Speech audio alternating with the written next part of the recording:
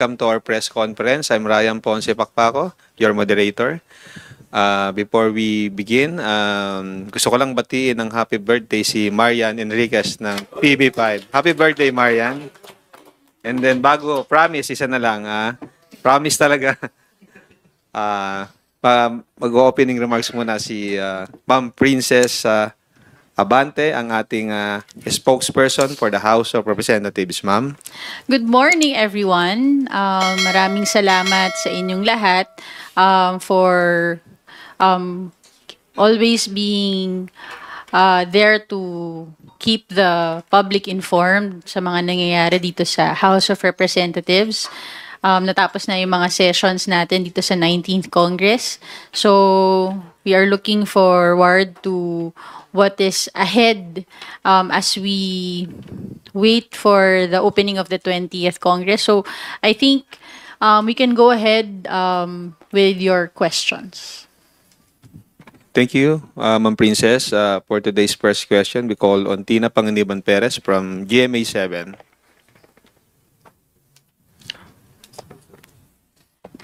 Good morning po, Attorney.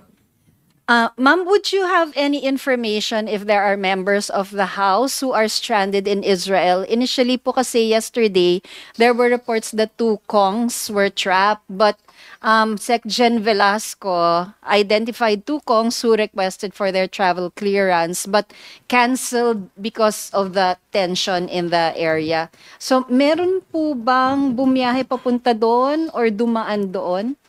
Sa pagkakaalala ko, hindi mga miyembro ng Kamara ang mahilig mag-abroad.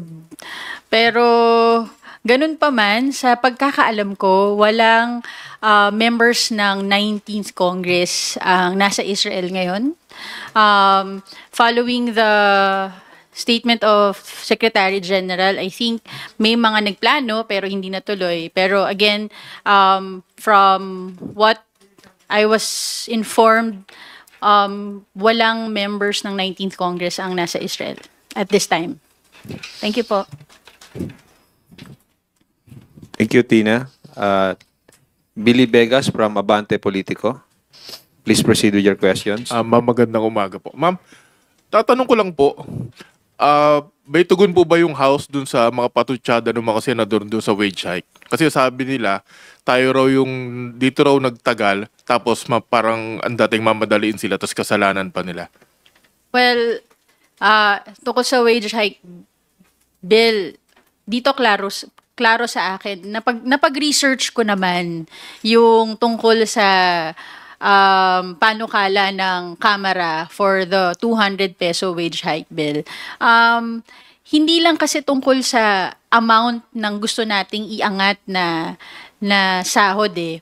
Kasama sa version ng House, yung mga protection din na ibibigay sa mga small, medium enterprises, mga exemptions, transitional provisions para dahan-dahan ang pag-implementa ng batas kung pagbigyan ng pagkakataon na maupuan ng Senado at ng Kamara yung final versions ng both houses. Kaya yung usapin na matagal na ipasa ng Kamara yung House version dahil hindi lang naman siya isang bagay na tinaas lang natin yung sahod. Pinag-aralan din at inalam na to make sure na balanse yung batas na maipapasa ng Kamara, hindi lang para sa manggagawa, pero para din sa mga negosyo na pwedeng maapektuhan dahil gusto natin pangkalahatan yung magiging epekto ng legislated wage hike bill. Ma'am, tanong ko na rin po yung sinabi ni Senator Amy, parang pampintura lang daw yung budget na ibinigay sa San Juanico Bridge. Ba't daw po ganun? Well, according na ito public records naman to, no, yung mga budget allocated for the San Juanico Bridge since 2018 pa. Even the time na bago pa naging speaker si Speaker Martin Romualdez, and bilang isang taga Tacloban, as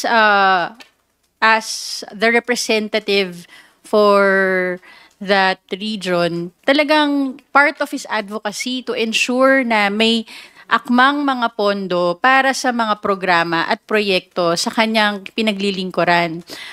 Makikita natin na tuloy-tuloy naman ang naging budget allocation para sa San Juanico Bridge for its maintenance, rehabilitation. Siguro, si Senator Amy, since she is very much concerned, talangan din natin tanongin, ano naging ambag niya bilang senador na kasama naman sa tungkulin niya ang pag-ayos ng budget ng bansa dun sa pangangalaga ng San Juanico Bridge. Thank you po. Thank you, Billy. Melalis Moras from PTV4. Hi, good morning, Attorney Princess. Ma'am, follow-up lang po sa Israel. I understand na walang kongs, pero may mensahe po ba yung Kamara sa mga kababayan nating naiipit doon, lalo na may mga naitatala ng nasaktan at may mga gusto na rin magpa-repatriate po? Yes, the House, of course, will tututukan ng Kamara yung sitwasyon ngayon sa Israel at inaasahan naman natin na ang Department of Foreign Affairs will do its job to protect our citizens at makikipag-ugnayan din tayo sa ahensya to ensure na lahat ng ating mga kababayan, may posisyon ka man o wala, ay mapoprotektahan sa sitwasyon ngayon na nangyayari sa Israel. Opo. At ma'am, sa opening statement nyo, nabanggit nyo rin na talagang nakatutok na yung Kamara sa pagsalubong din ng 20th Congress. Tanong ko lang po, dito sa paglaban ng fake news, paano po natin tututukan yung mga panukala sa paglaban sa fake news? And I'm asking this kasi recently lang, mismong isang senador, si Senator Bato de la Rosa, ay nag-share nga din ng isang AI-generated content na against sa impeachment, wherein si House Assistant Majority Leader Zia Alonto Adjong nasabi niya na isang worrisome to, na isang pampublikong official pa yung nag-share ng video na may AI content, and even si House Prosecution Panel spokesperson Attorney Antonio Bucoy, sinabi nga din niya na kumbaga he's propagating alay. Sa panig po ng liderato ng Kamara, ano po masasabi nyo rito? At doon din update sa paglaban sa fake news. Bilang mga opisyal ng bayan, may tungkulin tayong lahat na magtaguyod ng katotohanan.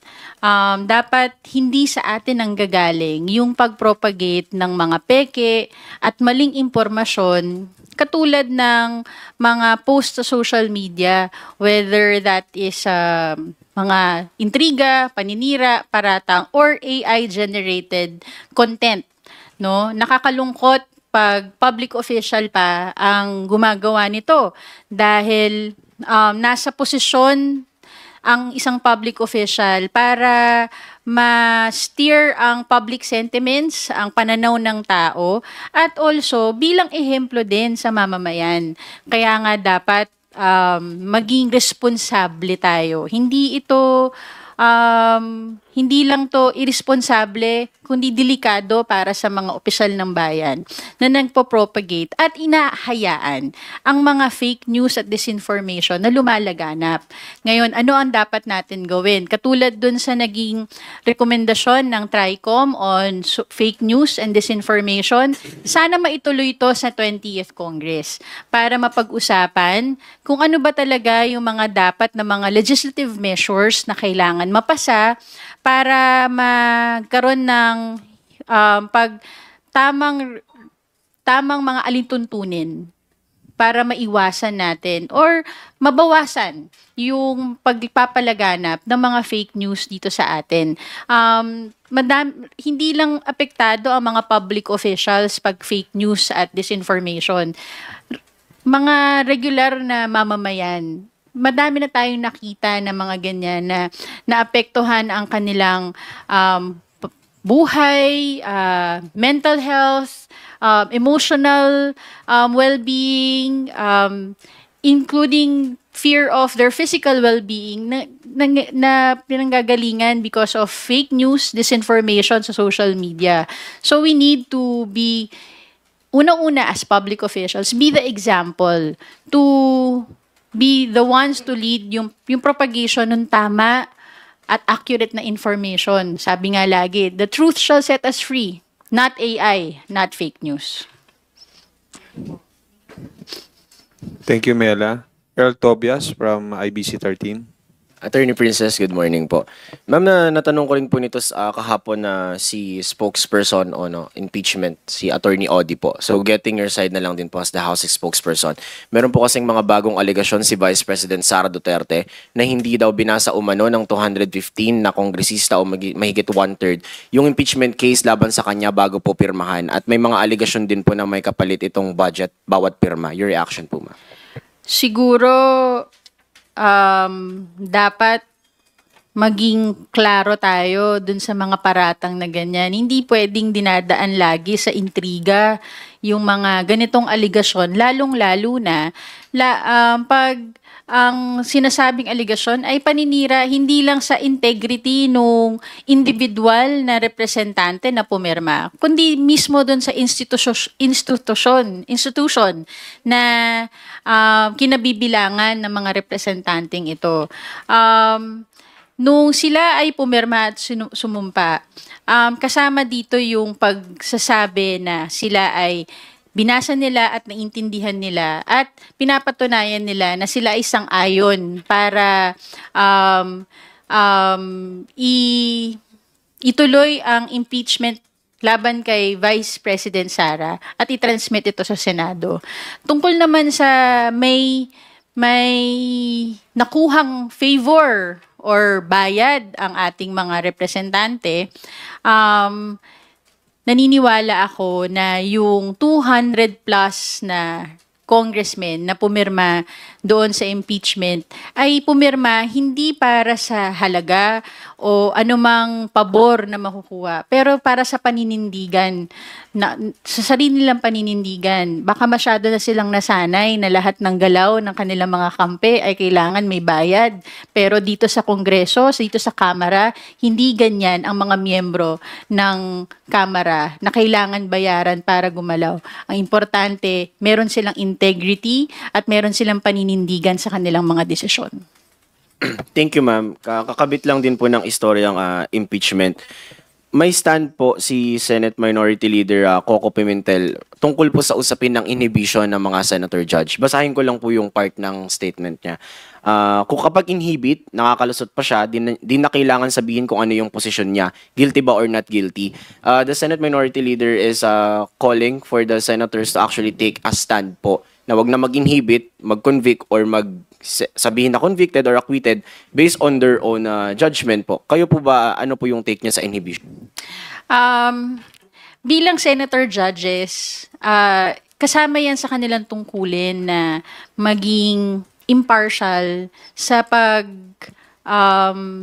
tanggap at pakikinig ng ebidensya pag natuloy ang trial.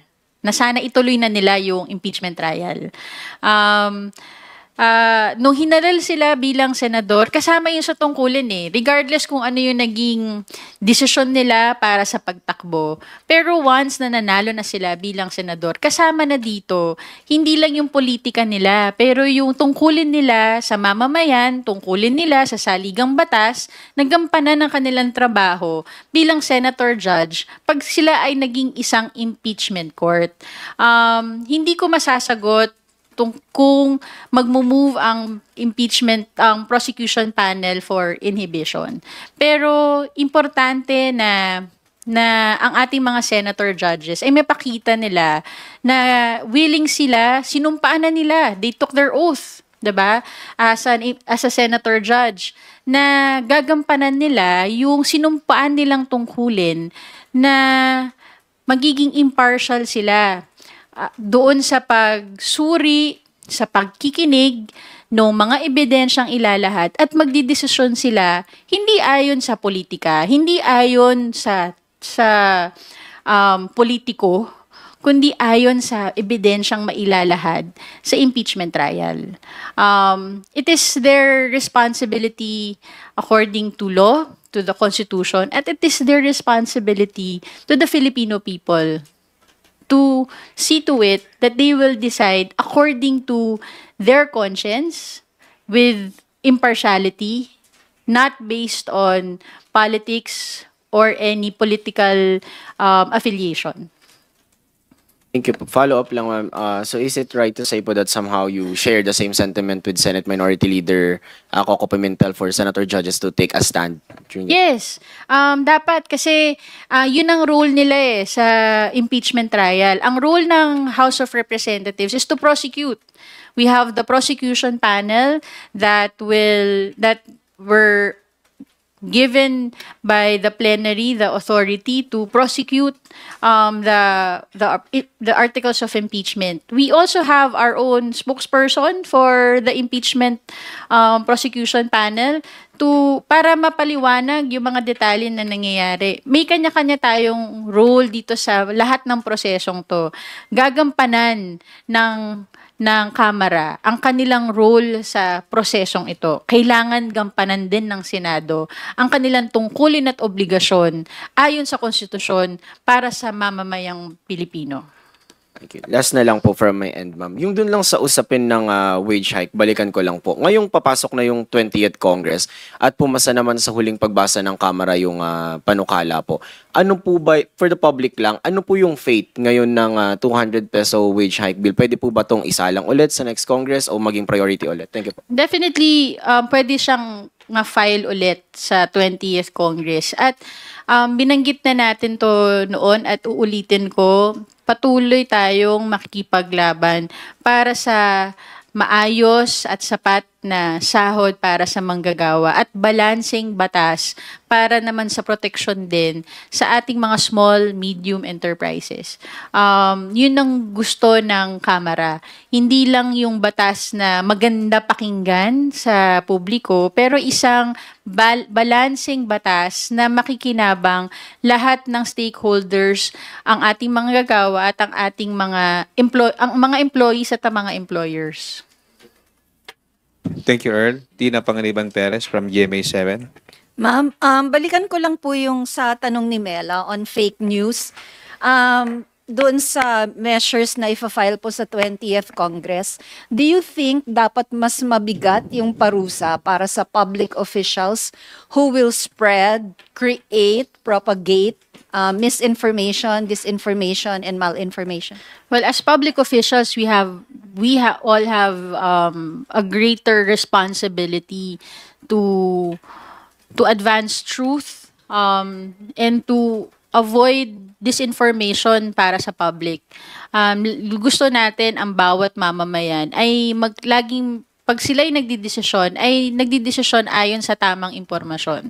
Now, kung ano yung magiging penalties for public officials, it's really up to the plenary, to the members of the 20th Congress to initiate the legislation and discuss what would be the right penalties for public officials that knowingly, intentionally, and in bad faith propagate fake news, disinformation, and use AI-generated content to cause intrigues, instability, destability, and yung mga paninira sa ating proseso. Ma'am, on impeachment naman po, may statement po kasi yung spokes ng impeachment court na hindi raw sa kanila ang foot dragging kasi ang dami raw nilang nagawa in 1 week. Yung process daw ang mabagal gumalaw. Tapos disrespectful din daw ang litigants kapag kine-question nila yung korte. Kung gusto raw ng House na mapabilis yung proseso, i-file na raw yung dapat i-file. Well, action speaks louder than words, no? Siguro nakita naman natin yung mga nangyari sa mga huling araw tungkol sa co-convene ng impeachment court. But yung katulad nga ng sinabi ni Presidente, we want the impeachment process to just continue. It is up to the prosecution panel to file the necessary motions that they need to file. But ito lang din po, no, aklaruhin ko lang din. Yung mga requirements na hinihingi pa sa prosecution panel, hindi yan kasama sa Constitution eh. Ang requirement lang ng Constitution, a verified complaint that is sufficient in form and substance. That was voted upon by the members of the House of Representatives. That was transmitted to the Senate. A certification, similar to a certification of non-forum shopping, we do not find that in the Constitution. We need to abide by what is provided by the Constitution. Whether galing sa House or galing sa Senate. So, ang gusto natin maging maayos at tama yung proseso. And naniniwala naman din po kami that the House Prosecution Panel is ready. They are capable, they are competent to try this case before the Senate, before the senator judges, when the trial proceeds forthwith. Thank you, Tina. Haji Camino from Brigada News. Attorney Princess, good morning po. In an interview po, si Vice President Sara Duterte confirmed na nag-submit na daw po sila ng budget proposal of 733 million pesos.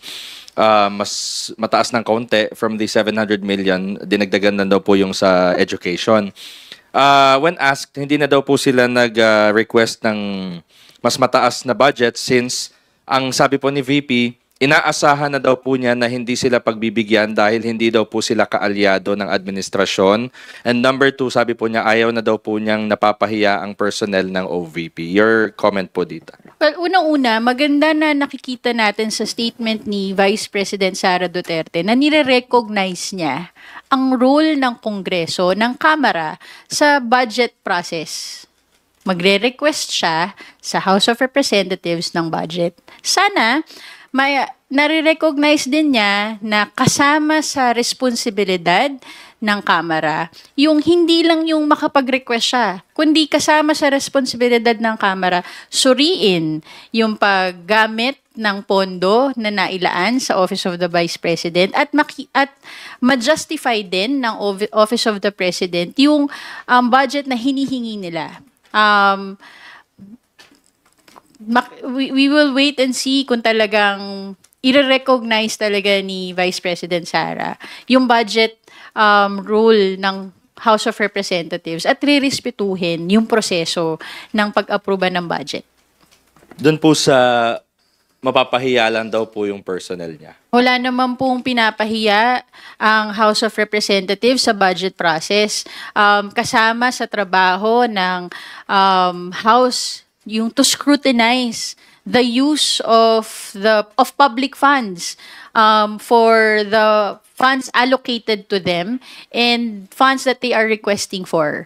Walang pagpapahiya dito. Ang importante lang, sumagot ng tama, sumagot ng ayon sa mga dokumento na meron para, hindi naman para sa personal na politika, ito ay para sa mamamayang Pilipino na we are accountable to.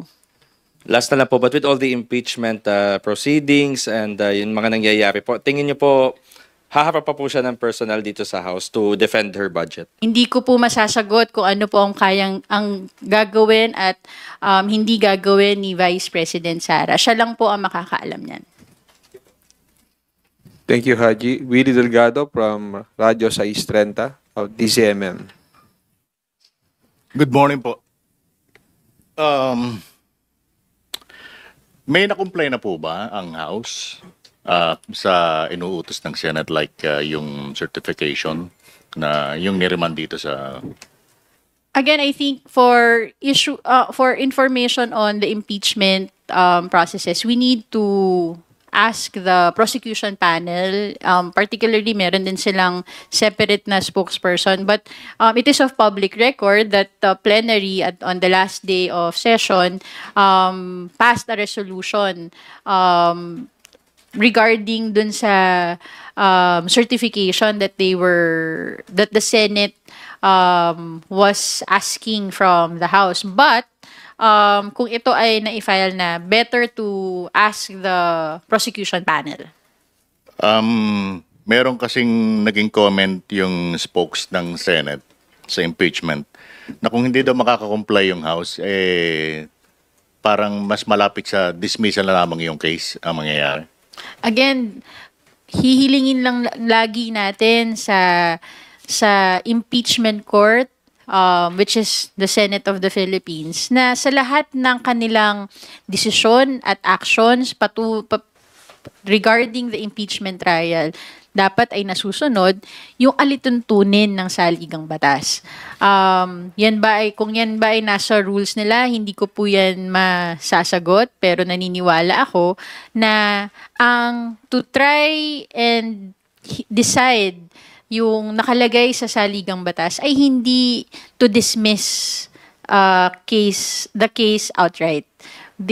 Kasama dun sa sinasabi ng saligang batas na to try and decide is to receive evidence, to decide based on evidence. So sana yun ang makita natin na mangyari sa impeachment trial na ito. Alright. May ilang pong mga legal luminaries nagsabi na pwede daw makasuha ng isang judge na mapatunayang sadya nagdi-delay ng process. Sa tingin nyo, saklaw ba nito yung mga senator judges dahil since hukom din naman sila? Unfortunately, ayokong magbitaw ng opinion na hindi ako eksperto. Nakikinig lang din ako sa mga legal luminaries natin na nagsasabi based on their experience and kanilang research. Kaya nga, bilang tagapagsalita ng House, ang pwede ko lang masabi ay ang hilingin sa senator judges to ensure that they will comply and perform their roles in the impeachment trial as senator judges, to sit as a senator judge, to receive the evidence and decide the case based on the pieces of evidence that will be presented with impartiality, not for political reasons, but for justice and accountability na hinihingi ng mamamayang Pilipino. In case may plano ba ang House po kaya na prosecution panel na silipin ito? Hindi ko po masasagot at hindi po ako makakapagsalita para sa prosecution panel tungkol sa issue na yan. Okay. One last point. Ba't po kaya gumamit pa ng AI si Senator Bato para magsalita for BPSA? Wala ba sila makakuha ang tunay na tao? Hindi ko rin po masasagot yan dahil hindi naman po ako si Senator Bato to speak for him. Pero marami naman, sabi nga niya, di ba, madami naman din taong bayan siya nakakausap. So, hindi ko alam kung ano yung naging dahilan niya sa pag-share ng mga AI-generated contents for their own narrative. Linawin ko lang po. Taong bayan, taong bayad. Ano po yun? Your guess is as good as mine. Pagkakarinig ko po taong bayad Sorry. Salamat po. Thank you, Willie. Rosalicos from UNTV. You're recognized. Hi po, good morning po, attorney. I-clarify ko lang po yung statement nyo po earlier na wala pong kongresista na kasama dun sa stranded sa Israel. Pero nag-release po kasi ang DFA sa media ng statement with numbers na meron pong 2 congressmen party list. So, nilinaw nyo naman po kanina, hindi sila 19, walang kongresista sa 19 Congress. Does this mean po na meron po pero hindi kabilang sa 19? Ang kaya ko lang po masagot ay yung information na naibigay sa akin na for the 19th Congress, walang members ng 19th Congress na nasa Israel ngayon. Hindi ko alam, wala akong detalye kung meron mang mga miyembro ng dating Congress ang nandoon ngayon, so hindi ko siya masasagot. Pero you have direct communication with DFA regarding po dito sa issue na? Hindi ko pa po sila na kakausap na nag-check lang din po ako ng information sa ngayon. So far, yun po yung information na meron ako. Regarding naman po dun sa AI-generated video na posted po ni Senator Bato de la Rosa na tagged as false information ng third-party fact-checkers, are you appealing to the concerned government agencies na papanagutin ang senador dahil po sa pagpo-post ng false information? We need to check kung ano yung mga existing laws that magiging applicable to do that pero kailangan ba lagi may fear of kakasuhan? Bilang isang public official, hindi ba dapat automatic to sa ating perform ng ating duties na katotohanan ang uunahin, hindi panlilin lang. So, siguro yun muna yung kailangan natin hilingin na sa bawat public official, regardless kung ano yung political affiliation, that we propagate truth, not false information.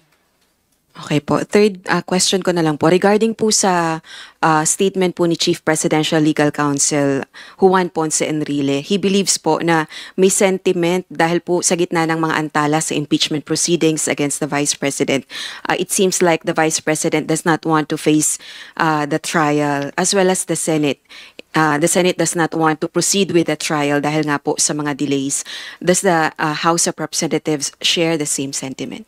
I have high respects for the former Senator Juan Ponce Enrile and current Presidential Legal Counsel, who incidentally is also my former boss and mentor when I was practicing lawyer at Ponce Enrile, Reyes and Manalastas Law Offices. I respect his opinion.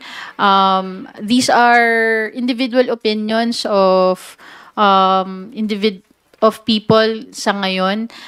We will focus on our role in the impeachment process. As much as we want impartiality from senator judges, we would also want to exercise impartiality in prosecuting and conducting our role in the impeachment trial. So, ang role ng impeachment prosecution panel is to prosecute according to the pieces of evidence that we can present. We are ready to present. And if allowed, and if the trial will proceed, we will be presenting before the court. Pero ma'am, are you still expecting further delays? There shouldn't be further delays because the Constitution stated that the trial should proceed forthwith. Pero hindi po yun yung nangyayari. Well, sa dulo, sabi nga lagi ni Senator Juan Ponce Enrile, history will judge us according to our actions. And the public will judge us. The public is what the Filipino public is watching us, and dapat gampanan natin ang ating trabaho ayon sa sinumpaan natin sa mamamayan at sa batas. Thank you po. Thank you, Rosalie. Bibian Gulia from ABS-CBN2. Ma'am, clarification lang din on your statement dito sa mga kongresista na sinabi ng DFA ay stranded sa Israel. So safe to say po ba na there is no congressman under the 19th Congress na stranded sa Israel, and your basis for that information, did we communicate with the congressman na posibleng nandun? Kasi sinabi ni SecGen, it is also possible that some House members may have included Israel in their travel itinerary en route to Europe or back to Manila. So posibleng parang may nag-layover, etc. What I can confirm now is walang members ng 19th Congress ang nasa Israel ngayon. I have no personal knowledge if merong in transit or change their itineraries, but according to the information that I have now, walang members ng 19th Congress na nasa Israel ngayon. And then follow up lang dun sa question ni Ate Rose on the statement of former Senator Enrile regarding it. It seems VP Duterte does not want to face impeachment trial. Ano po yung stand niyo? Do you think may involvement po si VP Sara dito sa perceived foot dragging ng Senate Impeachment Court or wala po? I don't want to speculate on the VP's involvement or non-involvement in anything. Ayoko naman din na magbibigay ako ng ang mga opinion na hindi din base sa clear na mga ebidensya. Nakikita naman natin kung ano ang nangyayari ngayon. Kaya patuloy pa rin ang ating posisyon at we maintain the position ng House of Representatives that ginawa ng House of Representatives ang kanilang tungkulin ayon sa saligang batas dito sa proseso ng impeachment process. If kailangan questionin, meron naman ding proper forum para questionin yan. Pero ngayon, nakita natin na dapat may presumption of regularity ang ating mga ahensya ng gobyerno bilang ang House of Representatives they enjoy that presumption of regularity. Now it is now up to the Senate as an impeachment court to proceed with the trial. You mentioned proper forum, and there are statements saying that the Senate Impeachment Court may have committed grave abuse of discretion by returning the articles of impeachment to the House of Representatives. Is the House of Representatives at this point considering to raise the matter before the Supreme Court, or it's off the table at the moment? I cannot answer that. You will have to check with the prosecution panel on the next steps. But the prosecution panel is focused in preparing for the trial itself, in the presentation of evidence of each articles of impeachment. Yun yung focus nila ngayon. So I cannot answer your question. Thank you po. Thank you, Bibian. Pamela Vasquez from DZMM.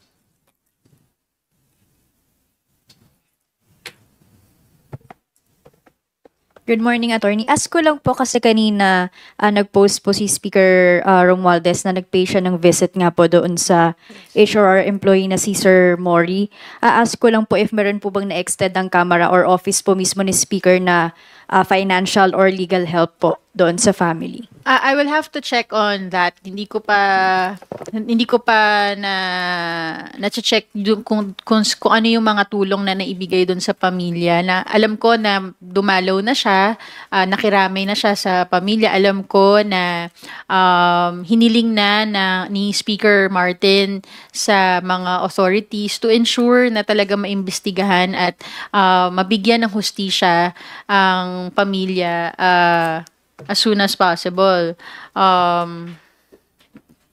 Pero dun sa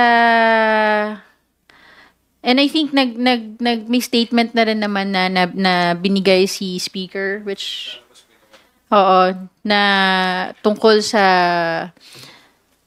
incidenteng ito. Pero on the actual assistance na naibigay, hindi ko pa siya masasagot. We will provide you the information as soon as we have it. Thank you, sorry. Thank you, Pam. Okay, we will entertain phone-in questions from Kenneth Basilio of Business World. With the impeachment trial of the Vice President expected to begin in late July, it is likely to coincide with the submission of the proposed national budget and start of the budget's deliberations. First question, ma'am. Is the House concerned that the Vice President Duterte's impeachment trial could affect the Congress budget deliberations should the proceedings be swiftly performed? Magkahiwalay po na rule na Concerned that the Vice, it is likely to coincide with the submission of the proposed national budget and start of the budget's deliberations. First question, ma'am.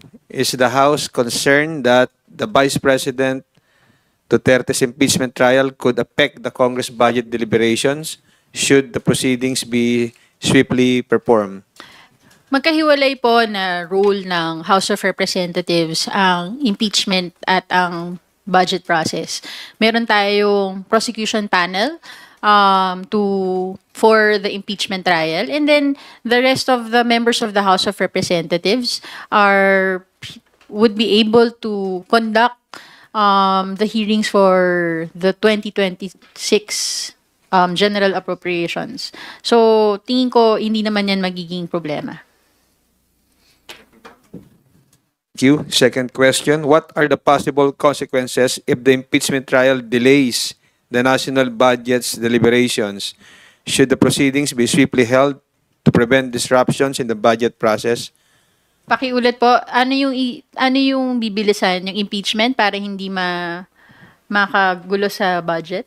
Anong consequences sa deliberations sa national budget kung there will be further delays in the impeachment proceedings? Well, ang consequence and other options, ma'am, to avoid disruptions daw sa process sa House. Ang consequence ng delay ng impeachment trial ay hindi lang siya makakaapekto sa budget, makakaapekto siya sa mamamayan. Gusto natin na maging matapos ang mga issues tungkol na napapalibot kay Vice President Sara, tapusin natin ang trial.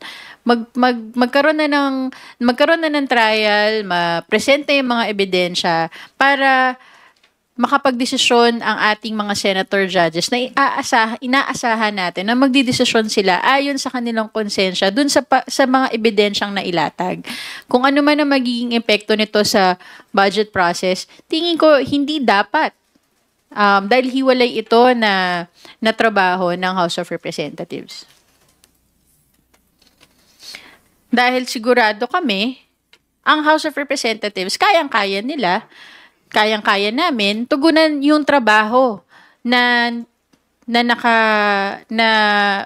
obligado kaming gawin ayon sa batas. Thank you, ma'am. Willie Delgado from DZMM. Napansin ko po doon sa powerhouse lawyers ni Vice President Sara, nandun yung si Monsayak. Wala ho ba magiging conflict doon? Samantalang parang nakasama si Monsayak doon sa mga inimbestigahan dati, doon sa mga kinukusyong confidential funds. Sila po ang makakasagot doon. Hindi ko po yan masasagot sa ngayon. Okay. Thank you po. Thank you, Willie. Since there are no more questions from the members of the media, we're now but before we conclude, ma'am, please give your short closing remarks. Again, thank you for accommodating me today. Marami pa tayong alam ko marami pa kayong mga tanong at mga issues na gusto pang malaman. Ayaw naman natin na maghalo-halo yung ating mga pinag-uusapan ngayon. We will keep you informed and updated sa various issues and concerns ng House of Representatives, at makakaasa kayo na tuloy-tuloy na nagtatrabaho ang ating Kamara para sa mamamayang Pilipino. Thank you, Attorney Princess Abante, House of Representatives spokesperson, for joining us today. To everyone, magandang umaga po.